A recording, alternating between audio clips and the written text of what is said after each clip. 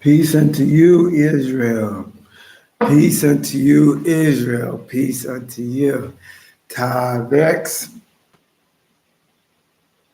Tavex.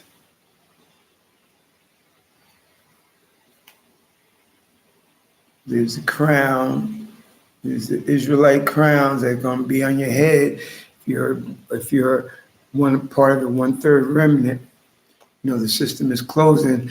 Listen, the system is closing. Everything is winding down, which truth seeking. I didn't expect nobody to be on it. I didn't really want nobody on, but it's always glad to have my brothers on. Ain't got to be no too much of going over scripture. You need to hear the information. Those that gain wisdom shine as bright as the firmament. Those that turn people to righteousness shine as bright as the stars forever. Daniel 12:3. That's what we need to gain wisdom. We need to gain wisdom of our enemies. And this is what this video is about.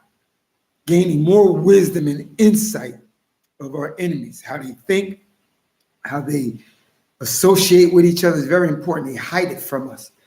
We're gonna expose it in this video. You know what? Me and you gonna get right to it. It's gonna be me and you. We ain't gonna waste time. We're gonna get right to it. I'm trying to go to bed early. What was hidden is now all coming about. My notes are my videos are my notes. I want to share with you. Listen, I'm 57. I never heard this before.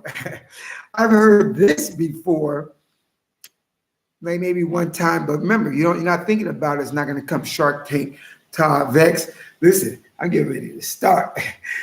Tavex, purity and becoming one. We need to be pure. Don't think about peace when you're not pure, because the Most High ain't having none of that. So let us three right here get it in. Everything's hidden. It's being revealed in these latter days of Jacob's trouble. Whether we're at the beginning of Jacob's trouble, entering Jacob's trouble, in the middle of Jacob's trouble, or at the, wherever location we are in the end times, but we're in the end times. Most High is revealing all this stuff to us. What they shoved and hid in the dark caves and caverns and under rugs are now being revealed. I'm 57 years old, and this thing that I'm going to show you here, I didn't know it until today. My videos are my notes are my videos.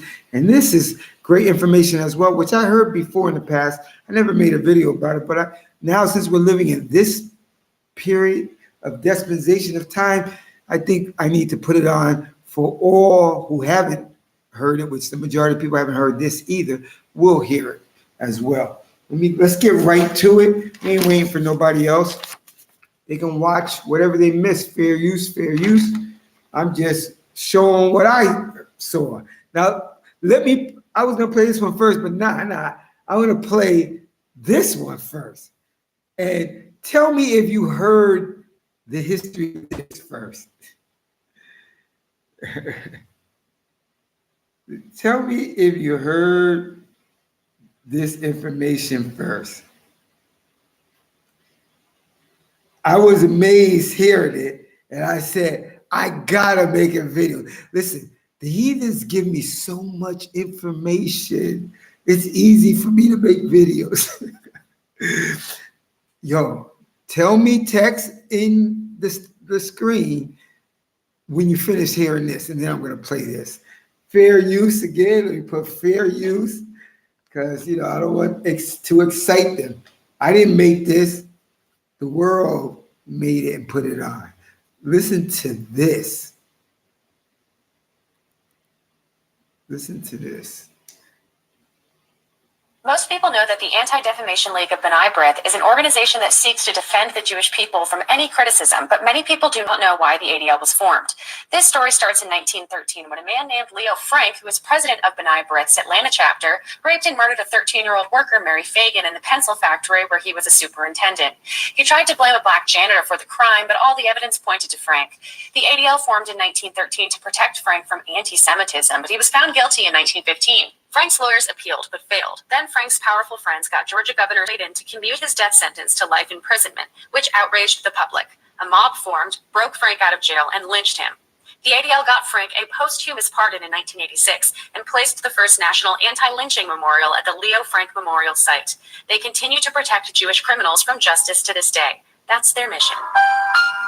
Wow. Let's play that again. The Anti-Defamation League of B'nai B'rith is an organization that seeks to defend the Jewish people from any criticism, but many people do not know why the ADL was formed. This story starts in 1913 when a man named Leo Frank, who was president of B'nai B'rith's Atlanta chapter, raped and murdered a 13-year-old worker, Mary Fagan, in the pencil factory where he was a superintendent. He tried to blame a black janitor for the crime, but all the evidence pointed to Frank. The ADL formed in 1913 to protect Frank from anti-Semitism, but he was found guilty in 1915. Frank's lawyers appealed but failed. Then Frank's powerful friends got Georgia Governor Sladen to commute his death sentence to life imprisonment, which outraged the public. A mob formed, broke Frank out of jail, and lynched him. The ADL got Frank a posthumous pardon in 1986 and placed the first national anti-lynching memorial at the Leo Frank Memorial Site. They continue to protect Jewish criminals from justice to this day. That's their mission. One more time for Danny Armstead. Most people know that the Anti-Defamation League of B'nai B'rith is an organization that seeks to defend the Jewish people from any criticism, but many people do not know why the ADL was formed. This story starts in 1913 when a man named Leo Frank, who was president of B'nai B'rith's Atlanta chapter, raped and murdered a 13-year-old worker, Mary Fagan, in the pencil factory where he was a superintendent. He tried to blame a black janitor for the crime, but all the evidence pointed to Frank. The ADL formed in 1913 to protect Frank from anti-Semitism, but he was found guilty in 1915. Frank's lawyers appealed but failed. Then Frank's powerful friends got Georgia Governor Sladen to commute his death sentence to life imprisonment, which outraged the public. A mob formed, broke Frank out of jail, and lynched him. The ADL got Frank a posthumous pardon in 1986 and placed the first national anti-lynching memorial at the Leo Frank Memorial Site. They continue to protect Jewish criminals from justice to this day. That's their mission. Yo, so tell me if you knew the history of the ADL. That was amazing. It's amazing. The secrets that they hide from you. Remember, knowledge is power. Here at Hebrew on the Island 2, a new Yeshua Israel, I want to embolden you with power. Daniel 12:3, those that gain wisdom, knowledge, shines as bright as the firmament. That's power. So one of these crazy JS people or JS supporter people, the ADL, and this and that, we know why you were formed. You hide these demonic secrets from us. And it's just emboldening us, making us stronger and stronger against you. We just don't have Tanakh information that just cuts you up like crazy. Genesis chapter 10. Japheth, one of the sons of Noah. He had a lot of bad demon sons, heathen sons, Gog and Magog and Tubal and Madi and Gomer and other bad heathen sons. Gomer is the father of the Ashkenaz. And who are those people that are impersonating us? The Ashkenazis. It's simple. These are the isles of the Gentiles. You find that also in 1 Chronicles chapter 1. It's simple. Amos 9:7. The Most High says, O children of Israel, you are as the Ethiopian people to me, O children of Israel. They're not pale skin or albino skin people. The scriptures, which is only Genesis to Malachi, reveal who they are. What I'm bringing to you today is another version of that. King David, Psalm 144. You know what? Since you are a strong member, I'm going to play this again. I'll play this one again. The Anti-Defamation League of B'nai B'rith is an organization that seeks to defend the Jewish people from any criticism, but many people do not know why the ADL was formed. This story starts in 1913 when a man named Leo Frank, who was president of B'nai B'rith's Atlanta chapter, raped and murdered a 13-year-old worker, Mary Fagan, in the pencil factory where he was a superintendent. He tried to blame a black janitor for the crime, but all the evidence pointed to Frank. The ADL formed in 1913 to protect Frank from anti-Semitism, but he was found guilty in 1915. Frank's lawyers appealed but failed. Then Frank's powerful friends got Georgia Governor Sladen to commute his death sentence to life imprisonment, which outraged the public. A mob formed, broke Frank out of jail, and lynched him. The ADL got Frank a posthumous pardon in 1986 and placed the first national anti-lynching memorial at the Leo Frank Memorial Site. They continue to protect Jewish criminals from justice to this day. That's their mission.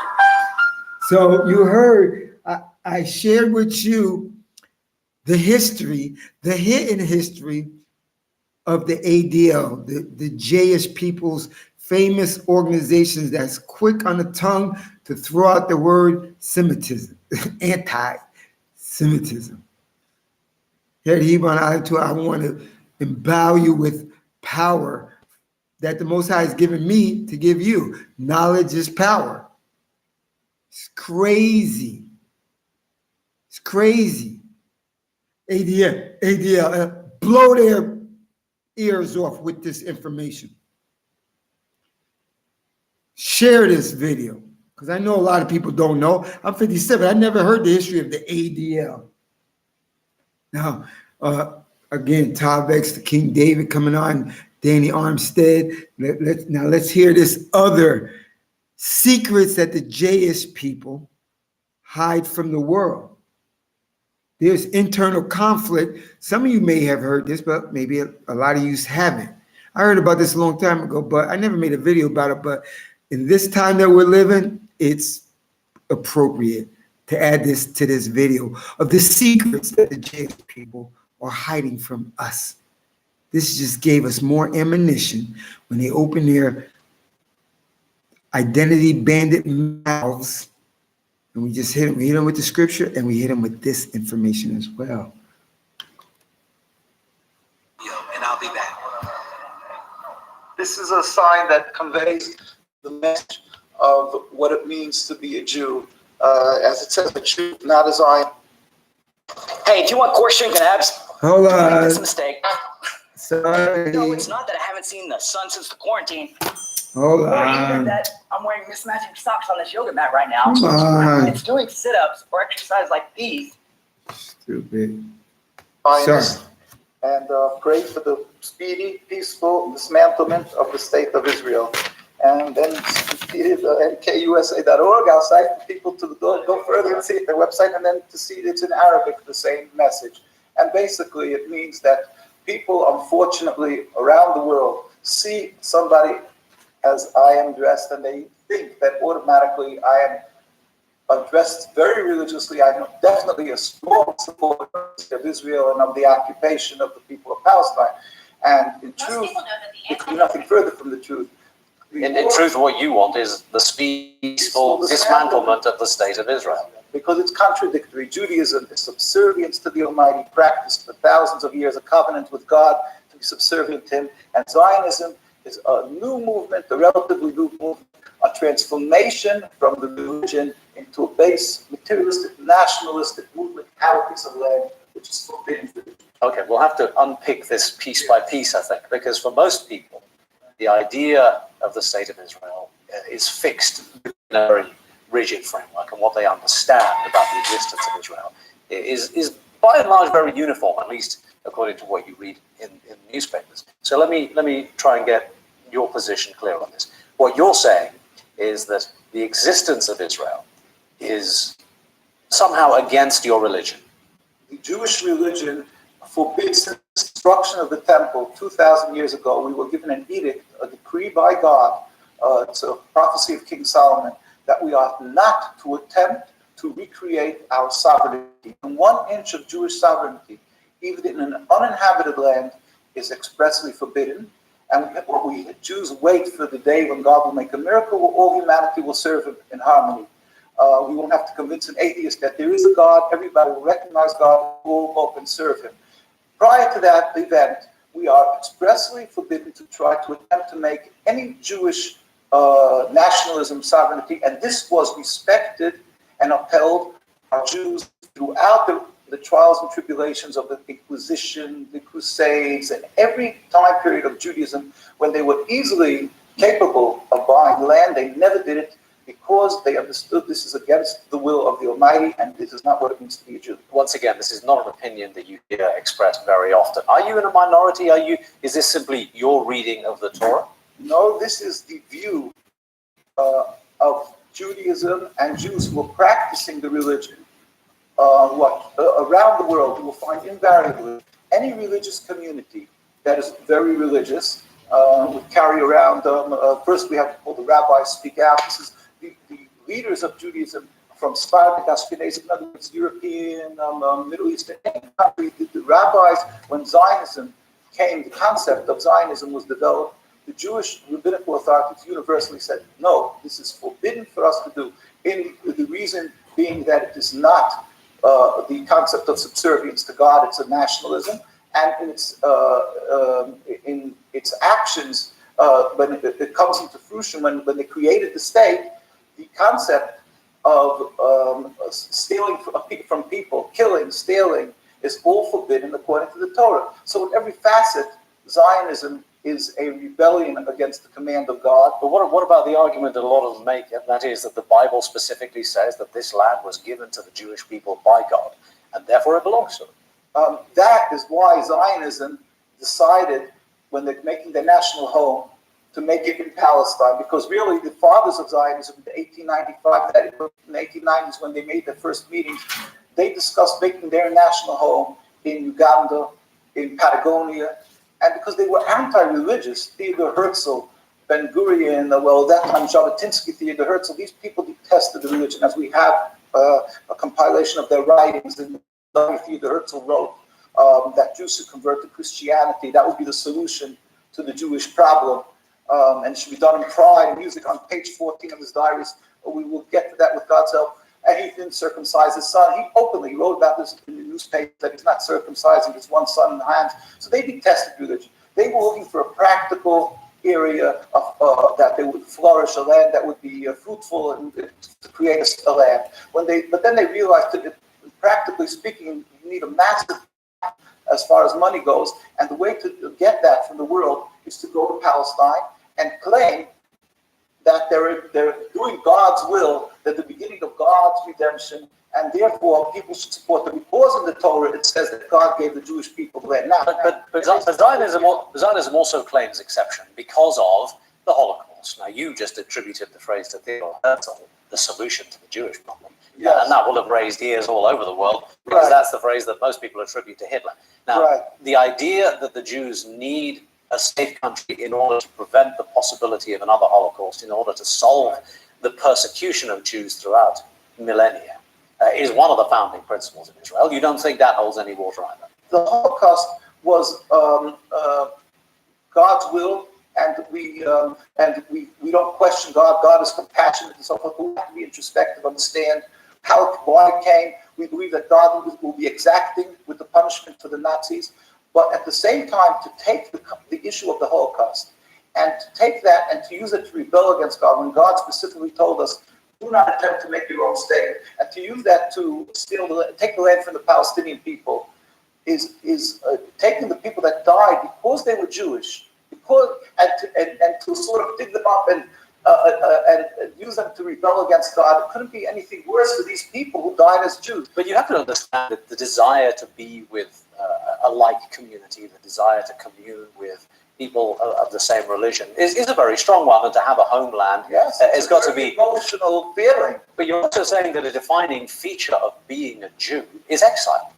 A defining feature is accepting that there is a ruler to the world who's compassionate, and it is medicine for the Jewish people, as Rabbi Samson Fohirst, the head of the German community, wrote, that God is compassionate, and his will, since the destruction of the temple, was that he's good in his punishment. He wanted us to break our haughtiness, so he had us dispersed amongst the nations. At the same time, it was accomplishing a blessing for the world if we would be following the Judaism, because we are people who would be teaching the world of compassion, of serving God. So it serves twofold. It serves two purposes. But unfortunately, if we don't do what we're supposed to be doing as Jews, it doesn't accomplish that purpose. I'm not a learned scholar of matters Jewish, so I can't argue with you, but I know there are many who would. There is a strain within Israel itself, within the state of Israel, started, I think, by Rabbi Kook, perpetuated by a number of names in modern Judaism, who say, no, it's perfectly compatible with the writings of the Torah, that we have a state of Israel, and in fact, it not only makes political sense, it makes religious sense too. Yeah, well, that is why I said I'm not requiring anybody to become a scholar in Judaism, but if you just step out of the box, let us just say, and go to Jerusalem, go to New York, go to in London, Stamford Hill, the religious communities, the Ivy League of Judaism, the biblical colleges, you will see that the most religious communities, every one of them they are anti-Zionist, and they, for instance, in Williamsburg, you won't find one Israeli flag. The majority of Jews in Jerusalem and Palestine won't send their children to the army, and they don't fly Israeli flags on the buildings because it is contradictory. It is diametrically opposite. What about the settlement? I mean, they present themselves as being religiously based and very fundamental. Yes, there is the issue that they fuse together Zionism. They've hijacked the name Israel, the Star of David. They're using this, and what they're doing is they've been able to, by incorporating the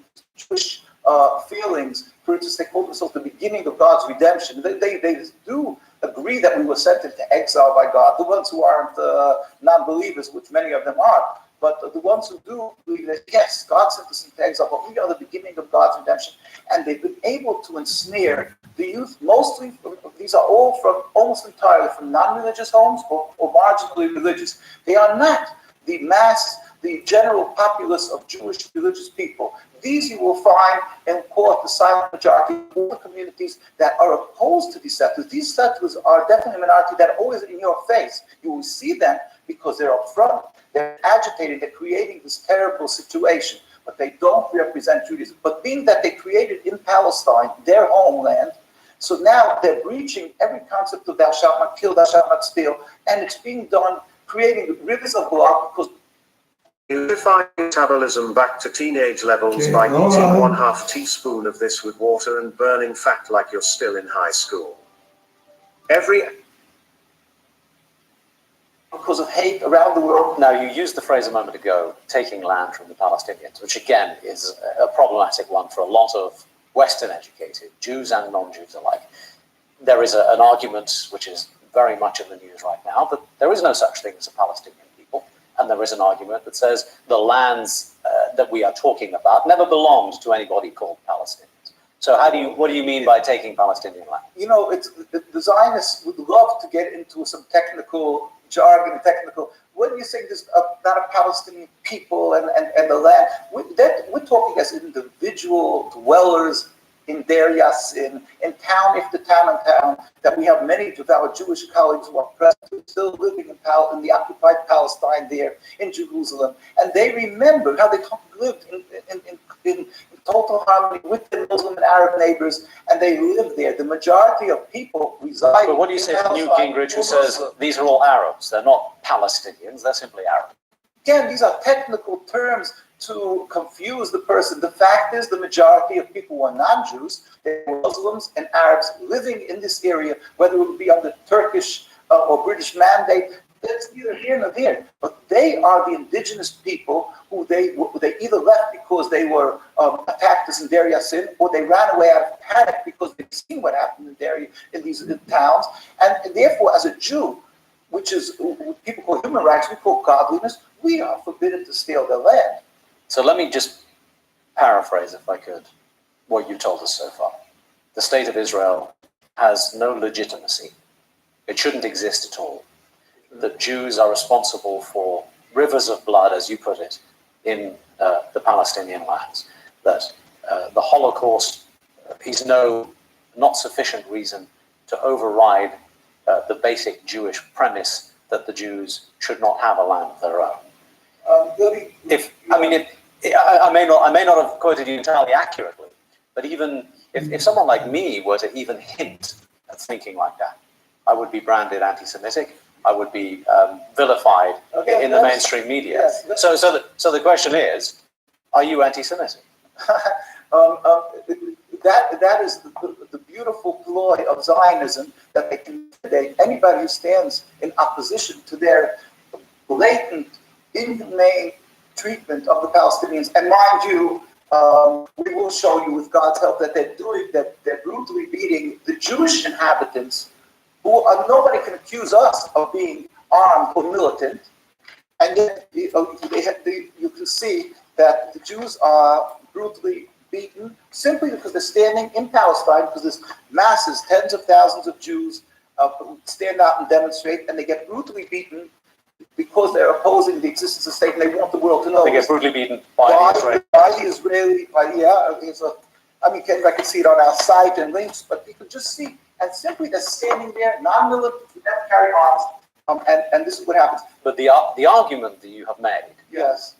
will be interpreted by the majority of people reading English language newspapers, watching English language television, as being prima facie anti-Semitic.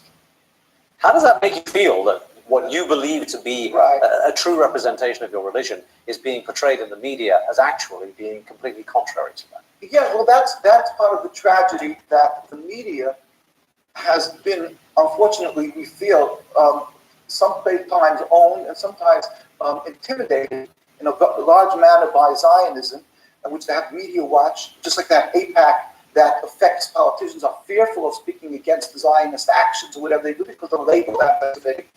Anybody can go and to come to New York. We invite anybody who wants to come to Manhattan. I don't give visas, but anybody who wants comes to Manhattan, goes across the bridge, and they'll see the largest Jewish communities.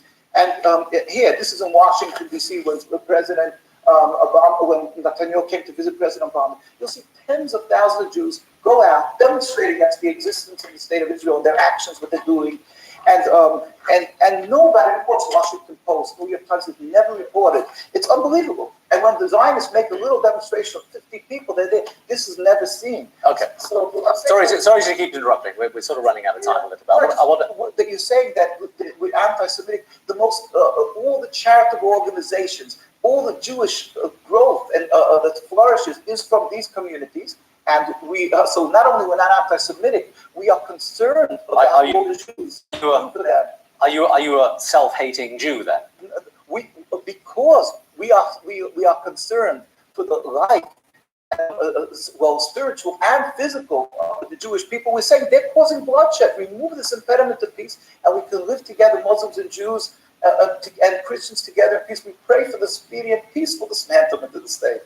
One of the other observations that I would make, everything that you have said, in many ways, reflects, quite funnily enough, the views of President Ahmadinejad of Iran, whom you have just visited. And he, of course, is vilified as being the most anti-Semitic man in the world right now, with the sole aim of wiping out Jews and the state of Israel. Now, you've spoken to him very recently. Is that a fair characterization? I'm not his lawyer. I'm not going to go into his heart, but the fact that even Zionist papers admitted to the fact that he gives charity to the Jewish communities, and he says one thing: he has a problem with the oppression of the Palestinian people and the words "wipe out." He constantly says that Iran doesn't have a history, and he's not talking about harming anybody. He says that God will not allow this crime to happen. We concur with him that God. The Jews are in a danger because there is Zionism, and because it says in the Torah, if you rebel against God, it will not be successful, and it will be catastrophic results. And Zionism has brought catastrophic results that can be much worse. You speak with great passion.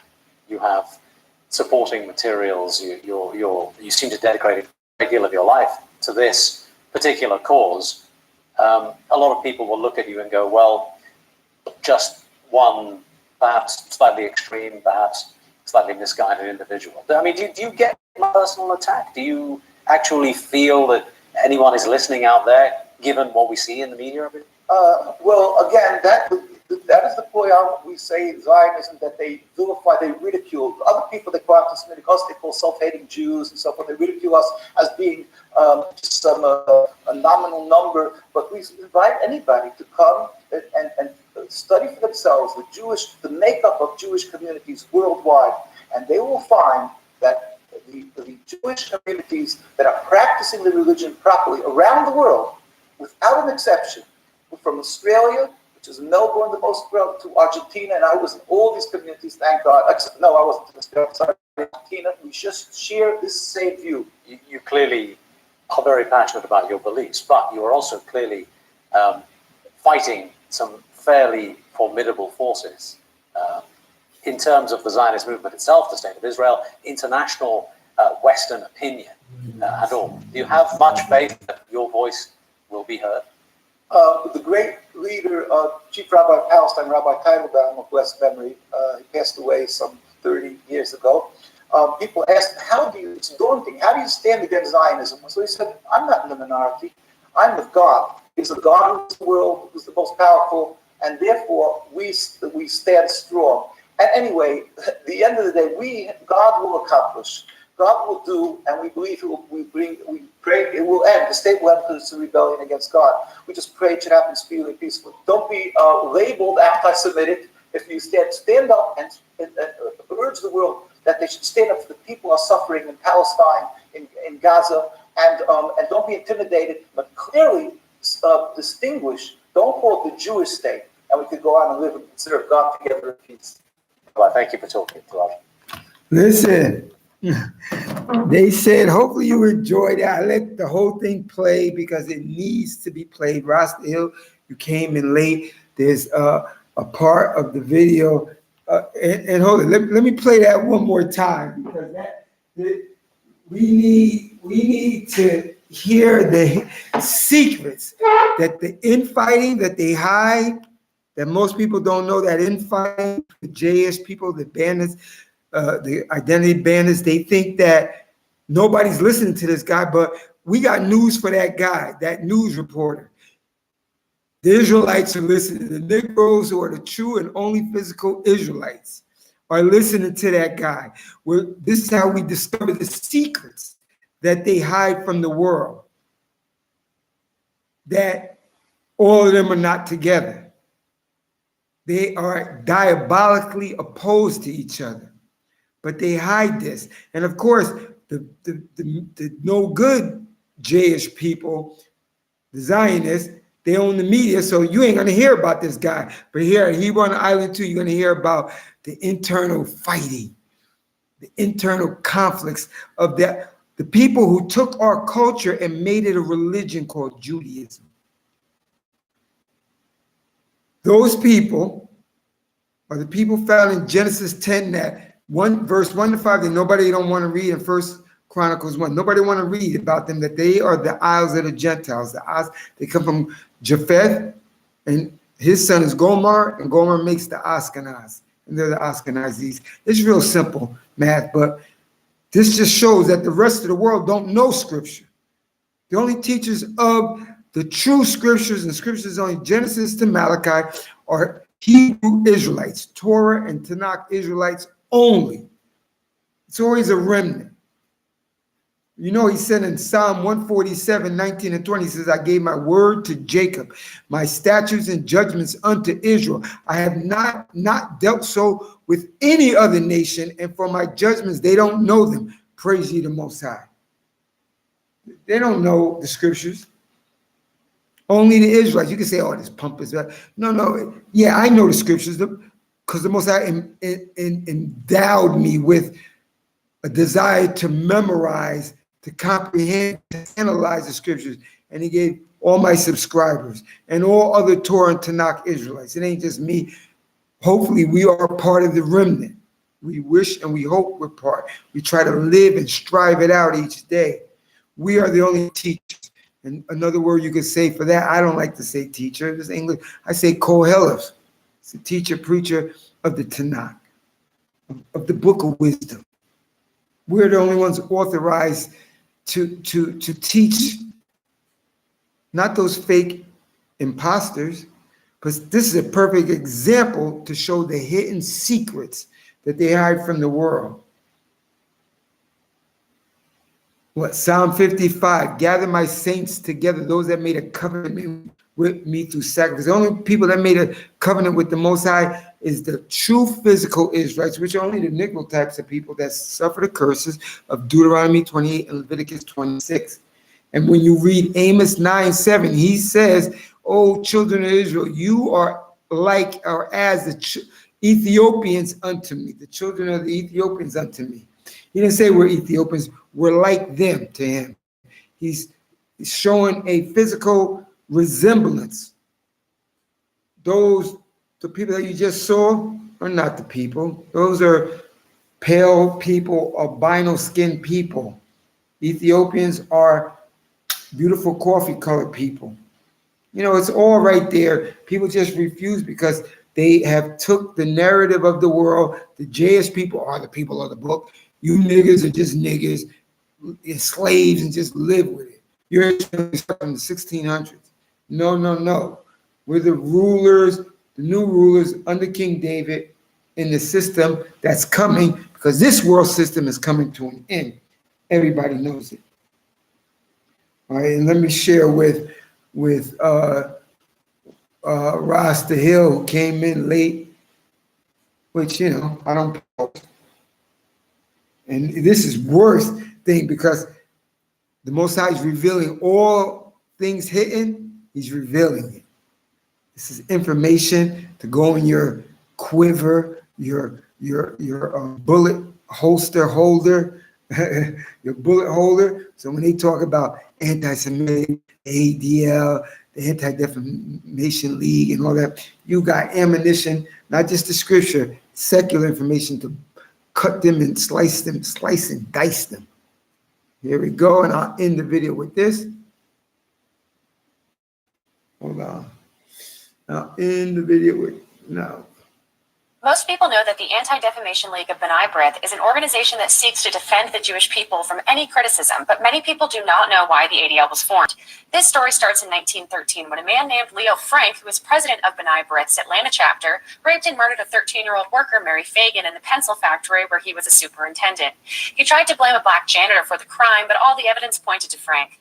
The ADL formed in 1913 to protect Frank from anti-Semitism, but he was found guilty in 1915. Frank's lawyers appealed but failed. Then Frank's powerful friends got Georgia Governor Sladen to commute his death sentence to life imprisonment, which outraged the public. A mob formed, broke Frank out of jail, and lynched him.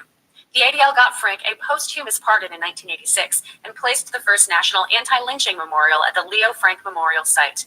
They continue to protect Jewish criminals from justice to this day. That's their mission. So we know at Hebrew on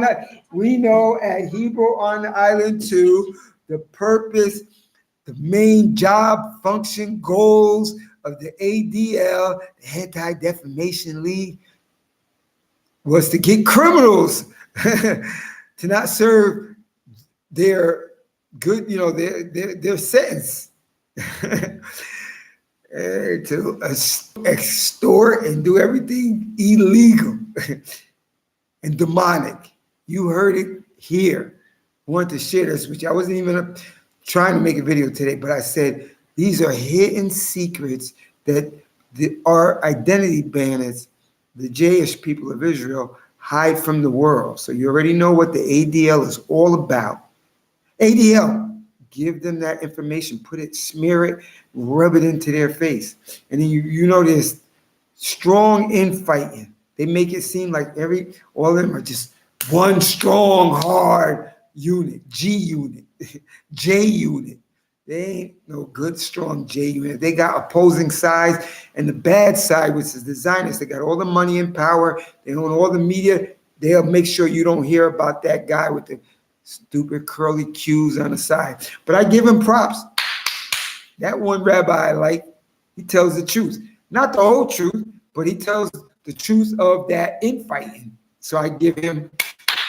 Hopefully you enjoyed this video. Let me see what you guys read. Again, Tavex to Truth, Tavex to Shark Tank, Tavex to Danny Armstead, King David 144, Danny Armstead, and Rasta Hill. Tavex, purity and becoming one. All right, let me see. They have a language to speak. I saw a couple of books. Fair use. Thank you for putting fair use out, Danny Armstead. How do you call murder? You went out too. I still stuck on how you can't be anti-Semitic, but it's okay to be anti-Semitic. This whole conversation is ridiculous. For real. Yep, it is. But they rest on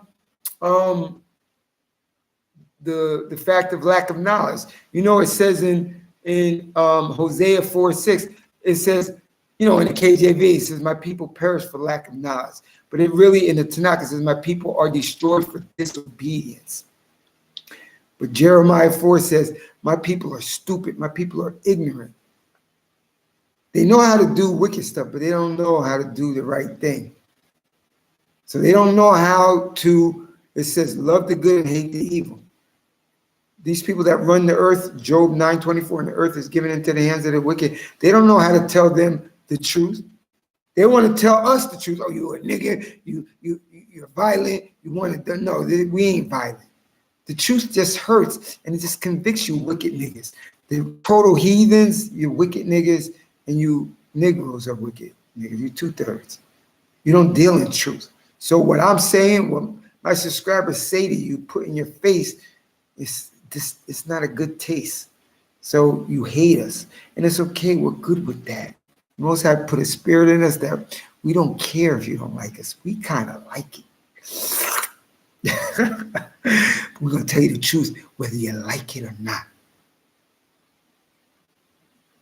Yeah, the book is the town, man. You have to, I read some of that stuff. It's demonic. It's crazy. They still do that today with their police officers. Vex. Hopefully this video will edify. Until next time. Sleep good, my fellow brothers. The Hebrew Israelites, the Ebrites. The only ones on, physical ones on the planet, the earth.